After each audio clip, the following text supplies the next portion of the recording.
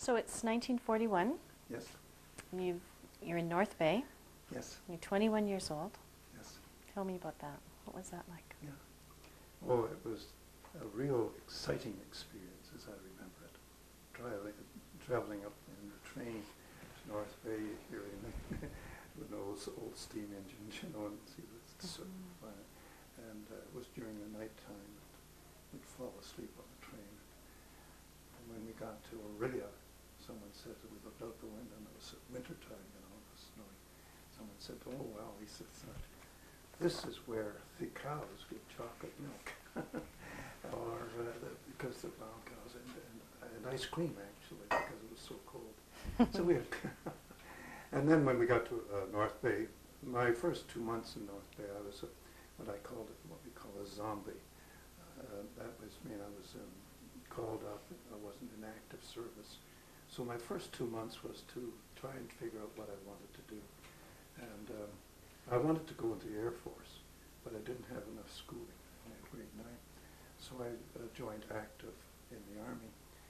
There was a friend, I met a friend in the RAP, that was the Regimental Aid Post. And he said, "Why don't you join the Medical Corps and come on staff with us?" So that's what I did. And I became a first aid attendant in the RAP. Had never any training. I didn't know what to do when the fellow came in with his head cut open. And I was supposed to be the first aid man, and I shivered in my boots trying to look after this blood running all down his head. But that was the experience we had in North Bay. I stayed in North Bay with the Medical Corps for about 6 months, and then we moved down to Aurelia. We set up a training camp in Aurelia. And then where? Did you went overseas? Yes. Well, after we went to Aurelia, and then I decided that I wanted to get out of the basic training center and start move on with my company. So I went to Camp Borden for my advanced training.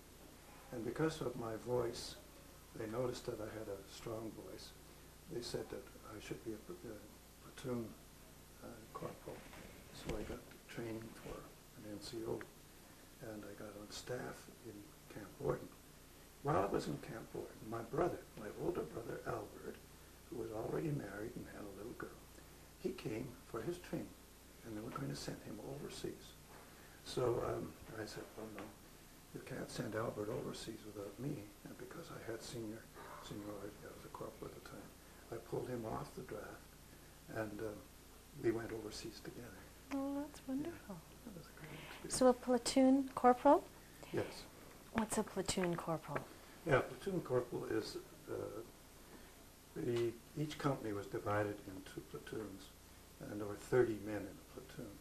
And there was a sergeant and a corporal and a lance corporal. I became the sergeant, actually, of the platoon eventually before I left Camp Borden.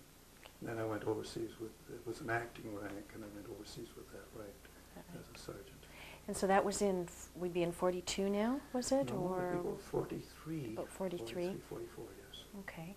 And where were you first posted? Where did you took a boat, a ship?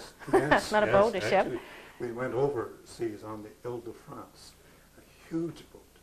It was amazing to me to see the thousands of soldiers marching onto that boat, and we got way down into the depth of the boat, and because I was acting sergeant, I could choose my bed, so I chose, there were bunks, there were four bunks, and I chose the top bunk, because usually when anyone's seasick, if you're sleeping under them, it's not quite as pleasant.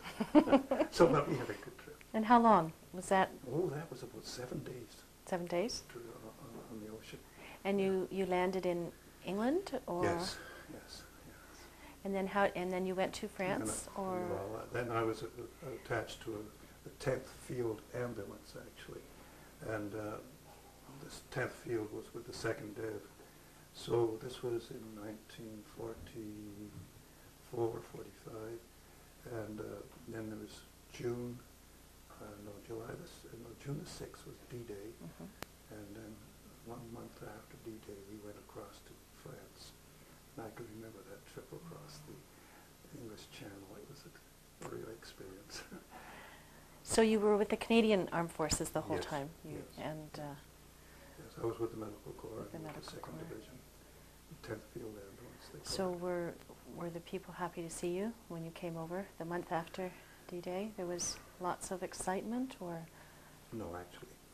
If you can get the picture, we were on a large number of ships going across, and there were warships keeping watch of this. It was like a highway being patrolled by these ships because of the enemy, and a lot of mines. We had to but when we got onto France, on the shore of France, we had to go just down this long road in the country, and we had to walk in single file because of the mines set. And I looked across the field, and I could see, I thought they were like clotheslines right across this farmer's field. But what it was a wire attached to another post, and they were all booby-trapped, all mine-trapped, so that if there was any Air Force coming down, if there were any paratroops, they would land on these and then the mine would go off. But I can remember seeing that. Did you get billeted in any homes, or where did you stay? How did? God bless you. Did I ask the wrong question here? Well, no, not the wrong question. It's a good question, but we very seldom saw any civilians. Okay. And the first point we were in was in a hospital setting. The hospital was cleared out because of it was thick war. I mean, this is wartime. I mean, the bombs were dropping. And when we walked along the road, and when the planes came to strafe us, we had to get down into the ditch. You know, I mean, it wasn't pleasant. We didn't see any civilians. This was war.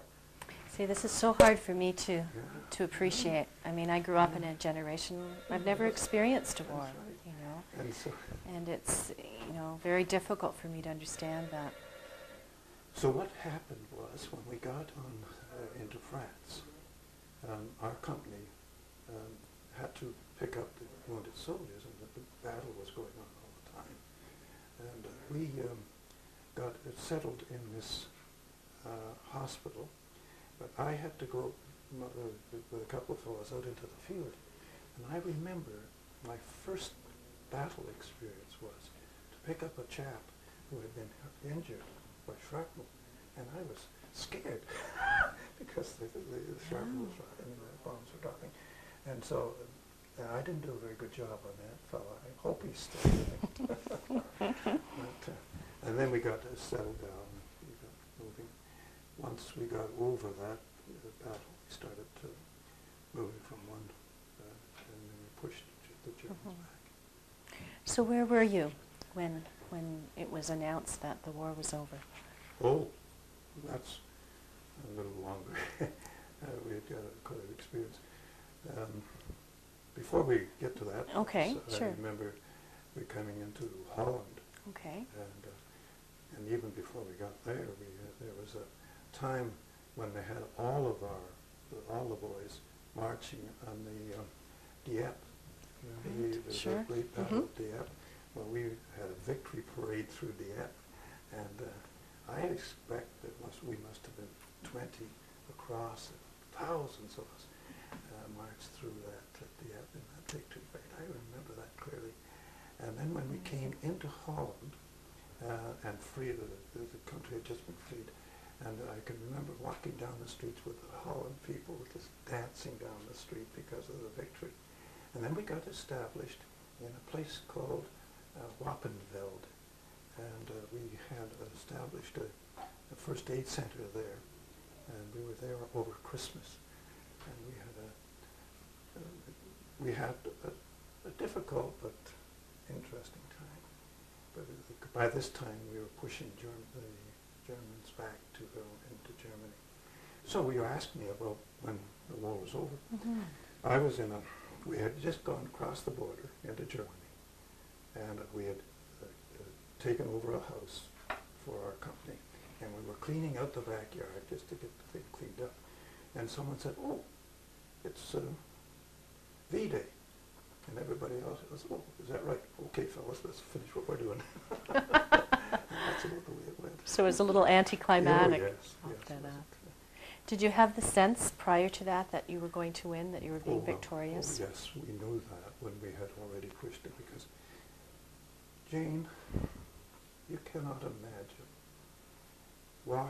driving along the road and seeing the hills crowded with soldiers, dead soldiers, and the last thing the Germans used was horses, horse-drawn vehicles, and we saw that the horses that were killed just as we drove past. No, we knew we were victorious. If you had heard or seen the planes that came over, draw after draw after draw, it was awesome. It gives me goosebumps. Yeah, It it's was really quite a memory. When you came back, Yes. those memories of war were with you for a long time, or I can remember in Hamilton, and I think it was after we were married even, and that would mean 2 years, that I went to church and a plane came over the building and I nearly grabbed under the seat because of the fear. Oh yeah. Even today, when that was evident. yeah, but it's always there. stayed with you. Yeah. It's always there. You came back. Did you go back to school at that point? You had a grade 9 that's education, interesting. and Yeah. what happened then? Well, we came back on the Queen Mary. On the Queen Mary. Yes, it was a tremendous trip, and I can remember coming into and seeing the American The Statue of Liberty. Thank you. Yeah. The Statue of Liberty. I remember seeing that, and we landed, and then we got on the train, and we were watching to come into Toronto, and the Toronto at the Toronto At the train station. I could see my dad, my mother, my pastor, and my little brother Ken, and they're all there waiting for us. It was a great reunion. You can't imagine. It's like